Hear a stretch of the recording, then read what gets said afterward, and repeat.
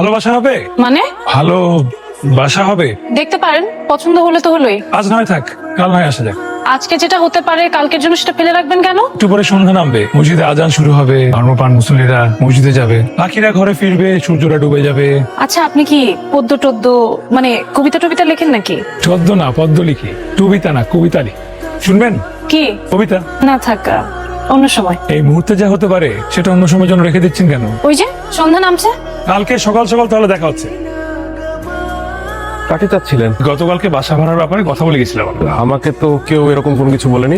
এই যে না সরি, দেখলেন গতকাল বললাম আজ সকাল সকাল চলে আসলাম। কিরে, উনি আজকে আসবেন এরকম কোনো কিছু গতকালকে তোকে বলে গেছিলেন? জি তুই আমাকে বললি না কেন? না, উনি বলেছিলেন আসবেন কিন্তু। আচ্ছা ঠিক আছে, আপনি উপরে যান, আমি বাজার থেকে ফিরে বাকি আলাপ করছি।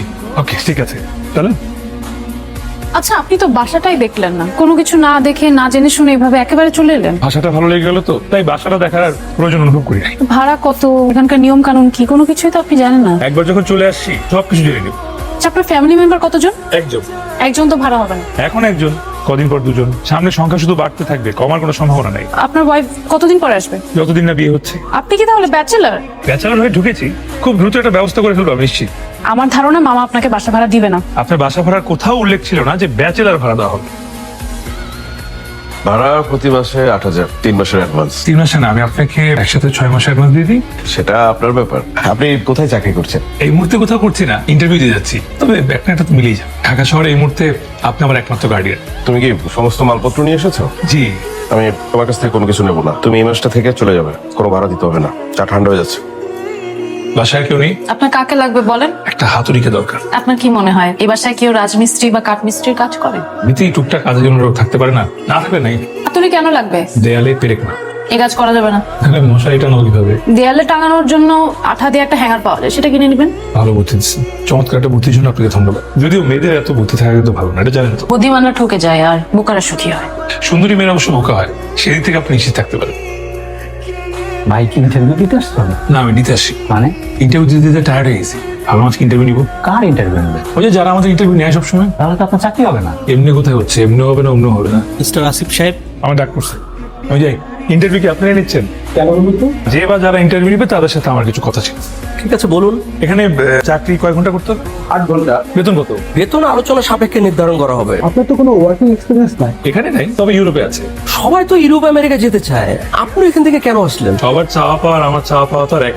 যেমন ধরেন আমার পছন্দ ইলিশ মাছ, আর ওদের পছন্দ স্যালমন ফিশ, 2 চোখের বিষ। আমাদের দেশের মা বোনেরা অন্যায় পরে 3.5 হাত চারা লম্বা, আর ওখানকার দেশের মেয়েরা কাপড়ের ভাবে স্কার্ট পরে। কিন্তু এইসব কারণে তো চলে আসলো। না ভাই, ওখানে কেউ কথা বলে না, সারাক্ষণ শুধু লাভ লসের হিসাব করতে থাকে। আর এখানে দেখেন সবকিছু এক আড্ডাতেই সমাধান। অফিসের আড্ডা অফিসের সমাধান, বন্ধুদের আড্ডায় ব্যক্তিগত ব্যক্তিত্বের সমাধান, পারিবারিক আড্ডায় পারিবারিক সমাধান, আর ওদের আড্ডা নাইতে বন্ধুত্ব নাই। ঠিক আছে, আচ্ছা তাহলে আমাদের ইন্টারভিউ এখন এটার বিষয়টা কোথায় দাঁড়ালো? আপনাকে জানিয়ে দেওয়া হবে পুরো ইন্টারভিউটা শেষ হোক, আমরা একটা মিটিং করবো, বুঝে নেবেন। সোমবার দিন রশিদ সাহেব ওনার ছেলেকে নিয়ে আমাদের বাসায় আসবেন। হঠাৎ কি কারণ? ছেলেকে দেখাতে আর অন্যকে একটু দেখতে। আপাদুল্লাহ ভাইকে জানিয়েছো? হ্যাঁ জানিয়েছি, কথা হয়েছে আমার আপাদুল ভাইয়ের সাথে। ওনারা বললেন যে আগে সবকিছু ফাইনাল হোক তারপর আসবেন, আর তারপর তুমি একটু অনন্যার সাথে কথা বলে নিও। ছেলের খোঁজ নিয়েছো নাকি? ওরা খোঁজ খবর করুক, তারপরে তো আমরা। হ্যাঁ সেটাই। আচ্ছা, মোজাম্মেল সাহেবের বাড়ির ভাড়া দিয়ে তো আপনি, তাই না? কি জানতে চান সরাসরি বলেন। ওনার এক ভাগ্নে আছে না, কি যেন নাম তার? অনন্যা। অনন্যা। আচ্ছা, মেয়েটা কেমন? ভালো, খুব ভালো। আপনি কিভাবে বুঝলেন? দলমত নির্বিশেষে শেষে যে কথা বলে। সবার সাথে হেসে হেসে কথা বলে?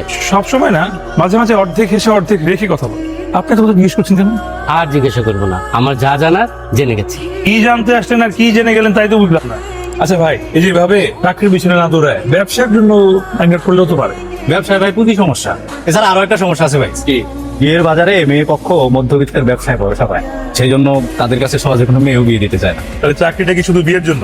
অবশ্যই ভাই, আপনি খোঁজ নিয়ে দেখেন, ছেলেরা চাকরির বাজার দাপায় বেড়ায় শুধুমাত্র বিয়ে করার জন্য। আপনার একটা বায়োডাটা আমার হোয়াটসঅ্যাপে আজকে পাঠিয়ে দিন তো। চাকরির জন্য তো অনেক অ্যাপ্লাই করলেন, এবার একটু বিয়ের কোম্পানিতে অ্যাপ্লাই করে দেখেন। কি যে বলেন না ভাই, চাকরি পেলে কি বিয়ে করবেন? আমি যদি আজকে চাকরি পাই, আমি আজকেই বিয়ের জন্য পায়তারা শুরু করি। আপনার বিয়েতে কিন্তু আমাকে দাওয়াত দিতে হবে। আমি আপনাকে অগ্রিম বিয়ের দাওয়াত দিয়ে দিলাম।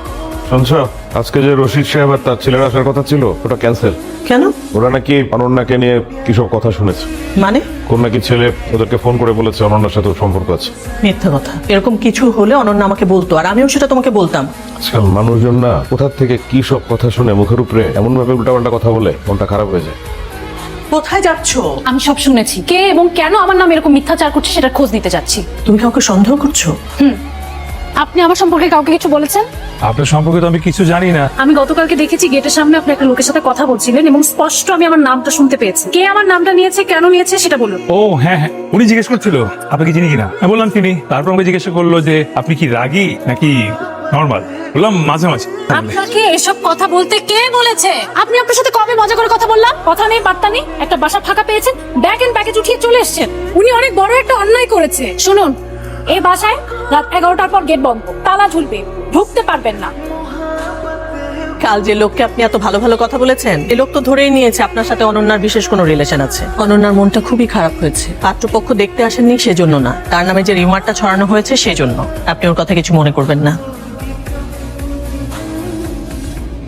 মামা হঠাৎ করে অনেক অসুস্থ হয়ে গেছে। হসপিটালে ফোন করছি, লাইন এঙ্গেজ পাচ্ছি, আমাদের পরিচিত ডাক্তারকেও ফোন হচ্ছে না। মামি খুব ভেঙে পড়েছে। আচ্ছা সমস্যা নেই, আমি আমার পরিচিত ডাক্তার আছে, একদম ফোন দিলেই চলে আসবে।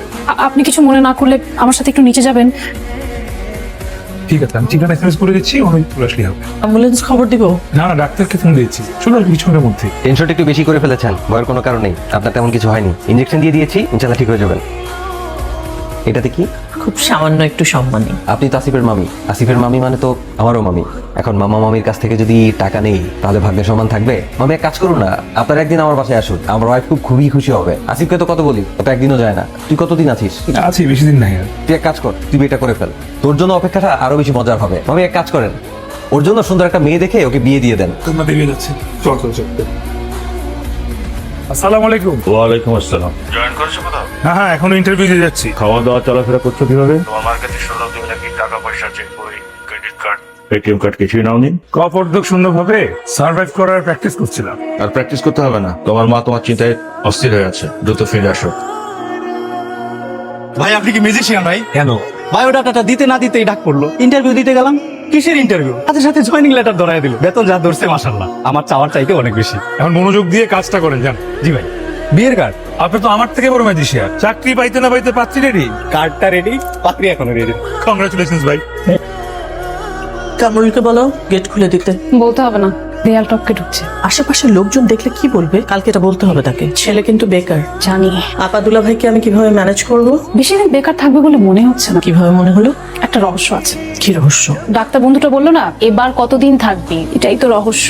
এটার মানে হতে পারে এ বাসায় আর কতদিন থাকবি, অথবা এই দেশে আর কতদিন থাকবি। দরজার আড়াল থেকে কথা শুনে শুনে অনেক দূরে এগিয়ে গেছো। যাও ঘুমাতে যাও। তুমি নিজেও ঘুমাও, আমাকেও ঘুমাতে দাও। আপনাকে কালকে গেট কে খুলে দিয়েছে? কেউ না, দেয়াল টপকে ঢুকেছি। আপনার মতো এরকম একজন লোক রাত বিরাতে একটা ভদ্রলোকের বাড়িতে দেয়াল টপকে ঢুকছে, আশেপাশের মানুষ দেখলে কি বলবে জানেন? প্লিজ এভাবে আমাকে উকিলদের মতো জেরা করবেন। আপনি অন্যায় করবেন, আমি আপনাকে এটা নিয়ে কিছু বলতেও পারবো না। এখন থেকে আর ওই রাত করে ফেরার টেনশন করতে হবে না। মা আমাকে জানিয়ে দিন, আমি চলে যাচ্ছি। তুমি কি জানো তুমি রাতে বাসায় না ফেরা পর্যন্ত অনন্যা জেগে থাকতো? জানি। তাহলে তো আর তোমাকে আমার কিছু বলার নেই। যা সিদ্ধান্ত নেবার একটু দ্রুত নিও, বেশি অপেক্ষা রেখো না। শুনুন, আমাকে বলছেন? এখানে আশেপাশে আর কাউকে দেখতে পাচ্ছেন নাকি? এটা একটু আমাকে কষ্ট করে গেটে ঝুলিয়ে দিতে পারবেন?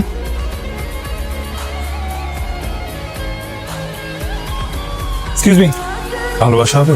ভালোবাসাও হবে, ভালো ভাষাও হবে।